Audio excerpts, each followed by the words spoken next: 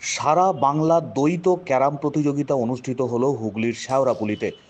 শেওড়াপুলি সুকান্ত স্মৃতি সংঘের উদ্যোগে এবং শেওড়াপুলির নবতরুণ সংঘের সহযোগিতায় শেওড়াপুলি জমিদার রোড রামকৃষ্ণ ভবনে অনুষ্ঠিত হয় এই প্রতিযোগিতা। ৩২টি টিমের ৬৪ জন প্রতিযোগীকে নিয়ে দুদিন ধরে চলে এই ক্যারাম প্রতিযোগিতাটি। প্রতিযোগিতার শেষ দিনে অনুষ্ঠিত হয় কোয়ার্টার ফাইনাল, সেমিফাইনাল এবং চূড়ান্ত পর্বের খেলা। উপস্থিত ছিলেন সুকান্ত স্মৃতি সংঘের উদ্যোক্তা প্রবীর কুমার বসু, নবতরুণ সংঘের তরফে প্রতাপচন্দ্র দাস, ক্রীড়াবিদ পার্থ ব্যানার্জি, অরুণ নাগ, শেওড়াপুলি ফাঁড়ির ইনচার্জ সুমন্ত নন্দী, বৈদ্যবাটি পৌরসভার কাউন্সিলর মহুয়া ভট্টাচার্য সহ বিশিষ্ট মানুষজন।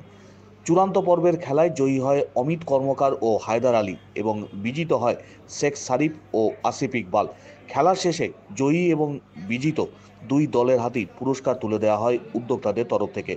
সারা বাংলা দ্বৈত ক্যারাম প্রতিযোগিতা অনুষ্ঠিত হলো হুগলির শেওড়াপুলিতে।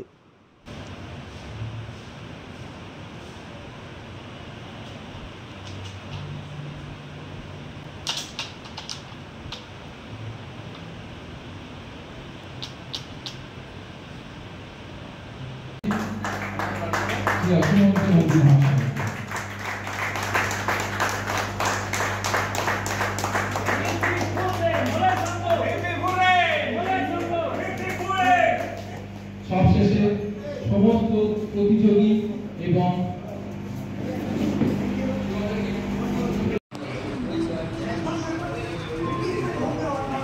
পরিচালনায় এবং নবতরুণ সংঘের সহযোগিতায় আমরা একটা দুদিনব্যাপী সারা বাংলা ডবলস ক্যারাম প্রতিযোগিতার আয়োজন করেছি।